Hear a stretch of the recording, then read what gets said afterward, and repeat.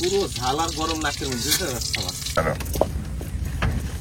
তারপরে কি হবে জানি, ডিম ভাজা হবে। এই দুইটা চামচ তো বাড়ি মারবো। ওগুলো ধীরে ধীরে এই জায়গায় চলে আসবে সব। তো এটাও কাতলের কথা।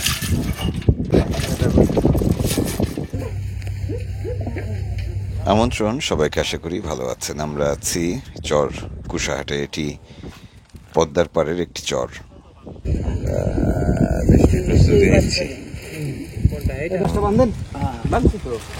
পড়ে গেল কেন? ভাই ভিতরে যান, ভাই ভিতরে যান। গভীর রাতে এখানে এসে পৌঁছেছি, তারপর আর ঘুমানো হয়নি। ভাত রান্না হয়েছে, সারা রাত গল্প করেছি আর বৃষ্টির জন্য অপেক্ষা করেছি। কি কি বাঁচাতে পারবো কে জানে বৃষ্টি হলে।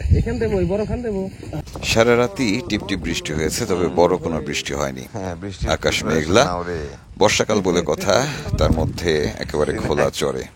অনেক বৃষ্টি হলে বিপদেই পড়তে হবে, তাই পলিথিন দিয়ে দুপাশ ঢেকে আমরা ভেতরে ঢুকে পড়লাম। শুরু হলো রান্নার আয়োজন। বৃষ্টির ইয়েটা কেমন হলো? হ্যাঁ, ভালো হয়েছে। কিন্তু ভাই এই কোনো শৃঙ্খলা কোথায় পা রাখবো, কোথায় হাত রাখবো বুঝতেছি না।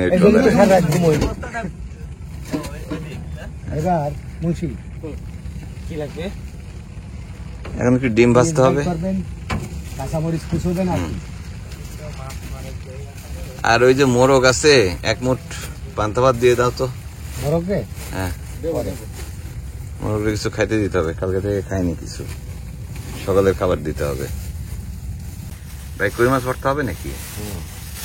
কড়াইটা বাইর করেন, কি বউনি করি।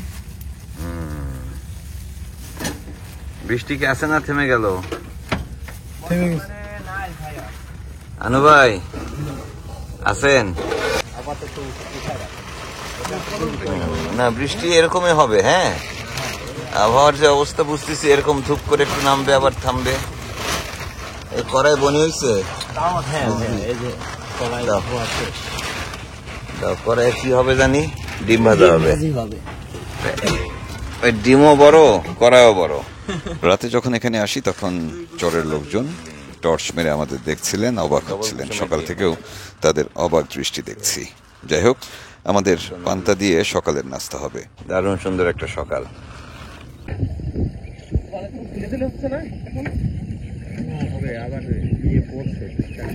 বৃষ্টি এখন হতেই থাকবে, একটু কম বেশি। আকাশে মেঘ না, এই যে ভরা মেঘ। আকাশে মেঘ, একটু পর পর টিপটিপ বৃষ্টি হচ্ছে। সকাল হচ্ছে, আবার একটু পরে হয়তো রোদও উঠবে। সবকিছু মিলিয়ে দারুণ সুন্দর পরিবেশ। আমরা পদ্মার এই চরে রয়েছি। সকাল হতে হতেই, মানে ভোর হতে হতেই ডিঙি নৌকা নিয়ে মানুষ বেরিয়েছে, সম্ভবত জালের মাছ আনতে। দুয়ারের মাছ উঠেছে মনে হয়। একটা হাপরে অভিযান চালাতে হবে। হাপর মানে ওই যে সামনে যে মাছ রাখছে। এবারে বাজারের সাথে আমরা খুব বেশি কিছু নিয়ে আসিনি। চিন্তা আছে যে ডাল ভাত, সবজি আর পদ্মা নদীর মাছ দিয়ে খাবো, তবে এবেলায় পান্তা ভাত। ভাই পলিথিনটা সরাই দে, পুরো ঝাল আর গরম নাকের মধ্যে এটা তোমার জন্য পানিশমেন্ট। এখানে এই যাত্রা শুরু করার আগেই আমরা দৌলতদিয়া কাঁচা বাজারে গিয়েছিলাম। সেখান থেকে বাজার সদা করেছি, চাল ডাল সব সেখান থেকে নিয়েছি, সবজিও নিয়েছি।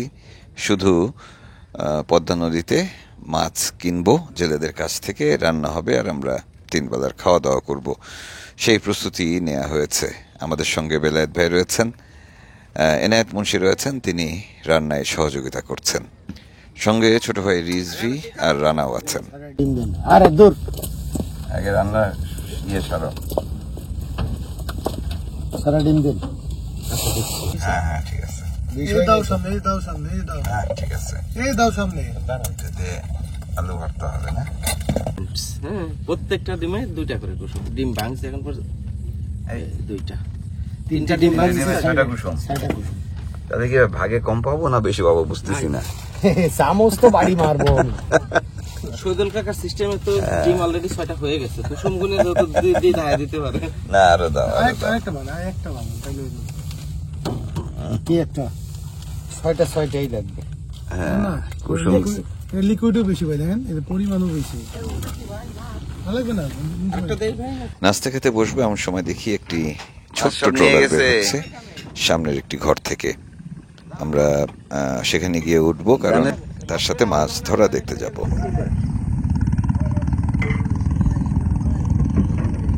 ছিল অনুরোধ করে উঠে পড়লাম এই তরুণের ট্রলারে।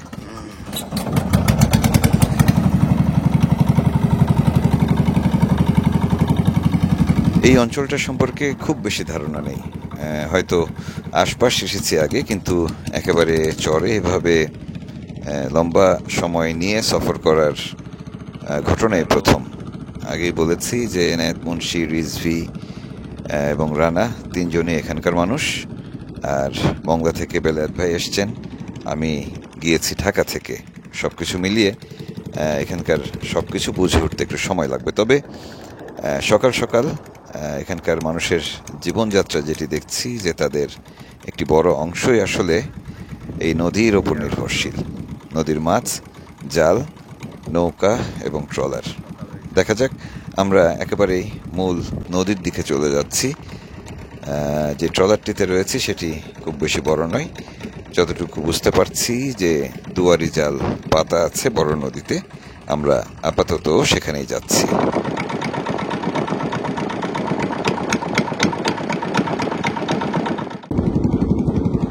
বন উপকূলে আমাদের যে সফরগুলো হয়, যে নদীর উপর দিয়ে, খালের উপর দিয়ে আমরা চলাফেরা করি, সেগুলো মূলত লবণ পানি।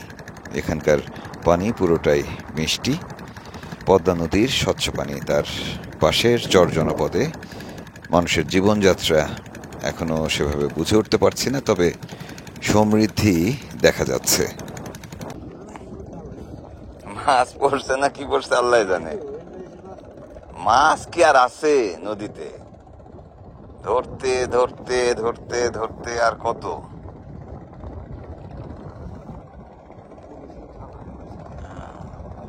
ওইটা কি জাল? মাছ হচ্ছে মনে হয় খুব। ওই জালে দেখেন তো। হ্যাঁ হ্যাঁ, না কিন্তু মাছ দেখতেছি মনে হচ্ছে। হ্যাঁ, মাছ, মেলা মাছ উঠছে। মাছ দেখা যাচ্ছে এখান থেকে। আমি ধরবো? আমার কিছু করা লাগবে? আচ্ছা। মাঝে মাঝে একটি দুইটি ব্যাট জালের নৌকা দেখছি। এখানে কয়েক পদ্ধতিতে মাছ ধরা হয়, তবে দুয়ারি জাল দিয়ে এই কিশোর মাছ ধরছেন। এটি যতটুকু আমরা জানি, প্রত্যেকেই জানি যে এটি নিষিদ্ধ পদ্ধতি, কিন্তু এই অঞ্চলে এই জাল ছাড়া তেমন কোনো মাছ ধরার পদ্ধতি খুব বেশি আর প্রচলিত নেই। রাসেল ভাইপার টাইপার আসছে, দেখছিলেন? পাইছিলেন? যাই হোক, জাল উঠানো হচ্ছে, আমি একটু তাকে সহযোগিতা করি, আপনারা দেখতে থাকুন।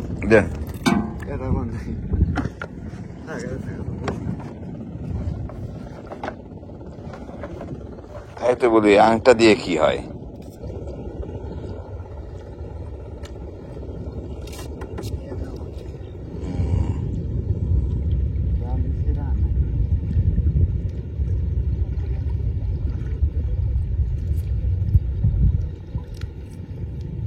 মাছ কি শুরুর দিকে থাকে?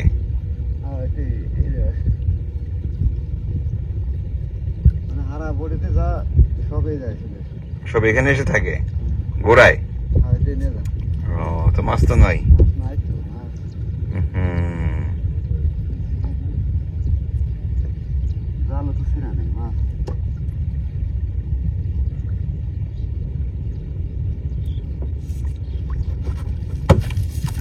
খাবার ফেলানো থাকবে।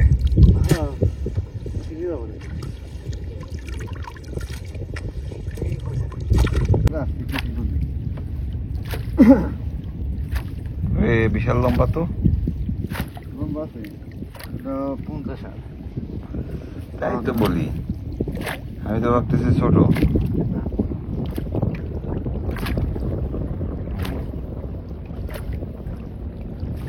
একটা মাত্র মাছ দেখলাম, পুঁটি মাছ মনে হয় না? 8টি থেকে 9টি দুয়ারি জাল তার পাতা রয়েছে পদ্মা নদীতে। এখন একটু মাছ কম, তার কারণ হিসেবে বলছে যে বর্ষার পানি আর একটু বাড়লেই এসব জালে মাছ হবে। আরেকটি বিষয় জানলাম যে এখানে প্লাস্টিকের বোতল দিয়েও চিংড়ি মাছ ধরা হয়। 5 লিটারের বোতল দিয়ে চিংড়ি মাছ হয়? হ্যাঁ, ছোট চিংড়ি। আধার দেয় কি? আধার দেয়া লাগে না?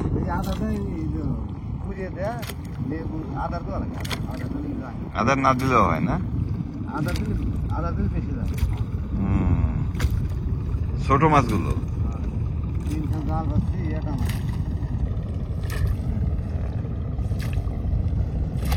মাছই নাই।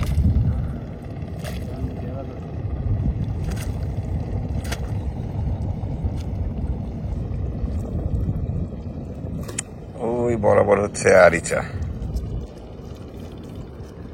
আর এখান থেকে পাবনা কত দূর?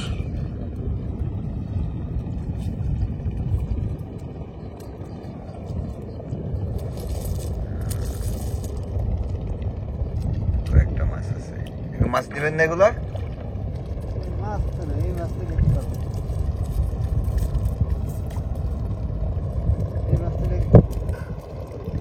এই মাছ নিলে হবে না?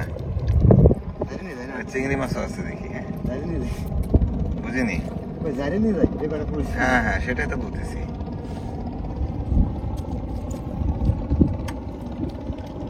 মানে এই মাছগুলো মারা যাবে না? মাছ নষ্ট হবে না? অবশ্য নদীর মধ্যেই তো আছে। হ্যাঁ হ্যাঁ হ্যাঁ।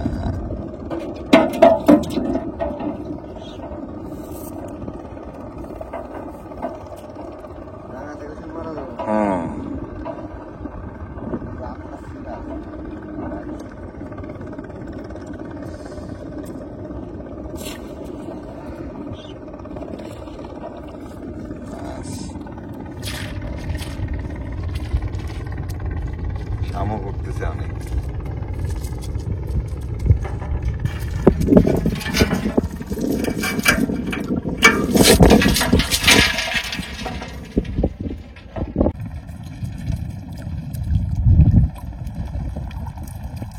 এখানেও তো কিছু মাছ আছে।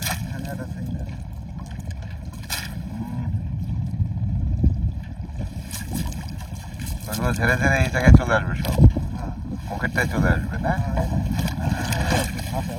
পকেট চলে আসছে তো, এটাও কাতলের কথা।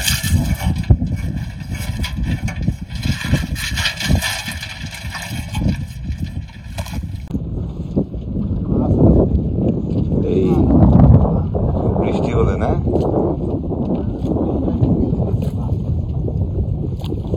পারবে মাছ তখন। বড় মাছ কি মাছ পাইছেন এই জালে?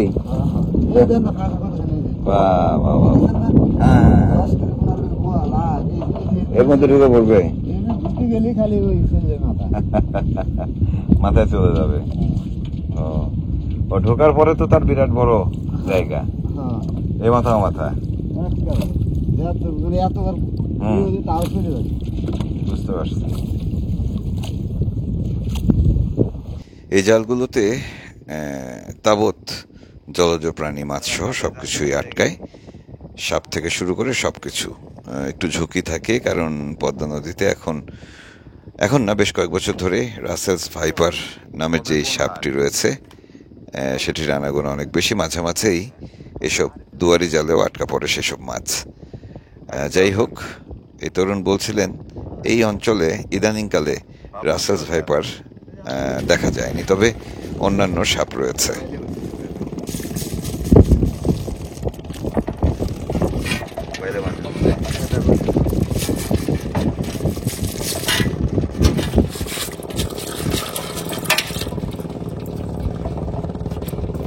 এক সন্ধ্যার মাছ হলো, এক সন্ধ্যার মাছ হলো আপনার হয়েছে? এক সন্ধ্যার মাছ হয়েছে? হ্যাঁ, মানে এক বেলার মাছ হয়েছে? হয়েছে আপনার বাড়ির জন্য? ভোর থেকে যখন সকাল হচ্ছিল, পদ্মা নদীর এই চর এবং এই জনপদের মানুষদের আনাগোনা বাড়ছিল।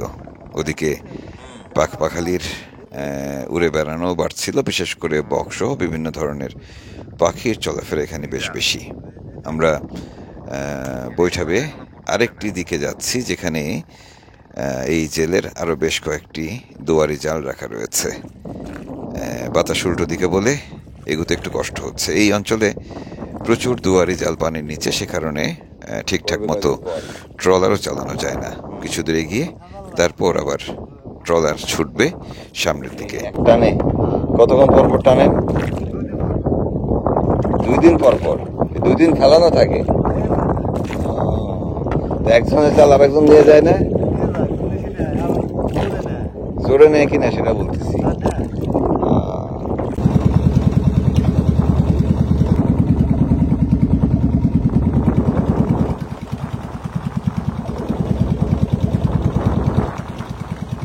এখানে চলতে গেলে যতদূর চোখ যায় নৌকা, জাল এবং জেলেরা রয়েছেনই, বিশেষ করে সারা রাত এবং ভোরবেলা। দিনের বেলাতেও অনেকেই মাছ ধরেন পদ্মা নদীতে, তবে এই সময় অন্যান্য জালে বা অন্যান্য পদ্ধতিতে খুব ভালো মাছ হয় না। বর্ষার পানি আর একটু বাড়লে নাকি মাছ বাড়বে। মাছ আসছে না, মাছ দেখা যাচ্ছে, কিছু মাছ দেখা যাচ্ছে এখানে মনে হয়। ওই চাচাও কি যাবে ইয়েতে কাশীনাথপুর? কতক্ষণ লাগে? হ্যাঁ, 50 টাকা লাগে গাড়ি ভাড়া। গাড়ি ভাড়া মানে গাড়িতে যাওয়া যায়? নৌকা যা হেরে 50 টাকা গাড়ি ভাড়া। আচ্ছা, ওই পর যেয়ে তারপরে গাড়িতে। এখানে মাছ উঠছে, সুন্দর মাছ উঠছে।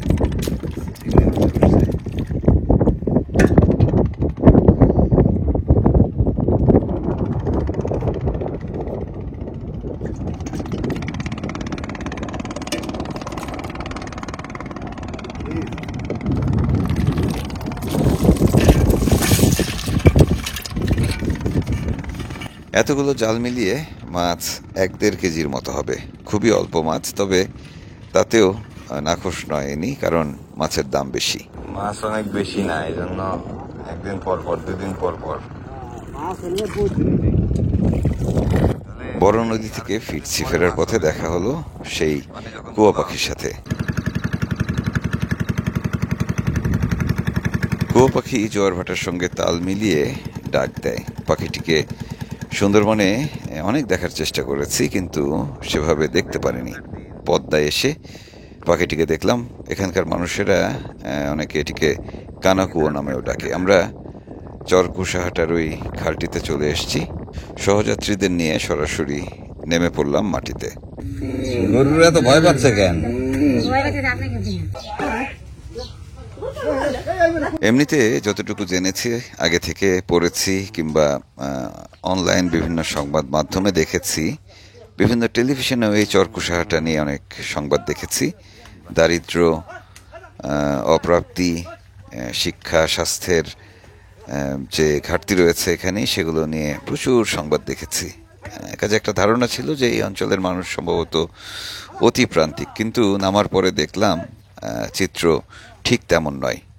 পরে আরও বিস্তারিত আপনাদের জানাতে পারবো, তবে যেটুকু বুঝছি এখানকার প্রতিটি ঘরেই অনেকগুলো করে গরু রয়েছে, যেটি আসলে তাদের সম্পদ।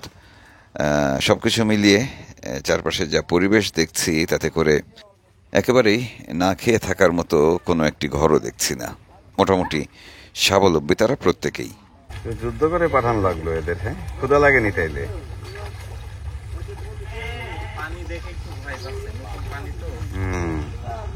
ওরা কি একা একা ফেরত আসবে?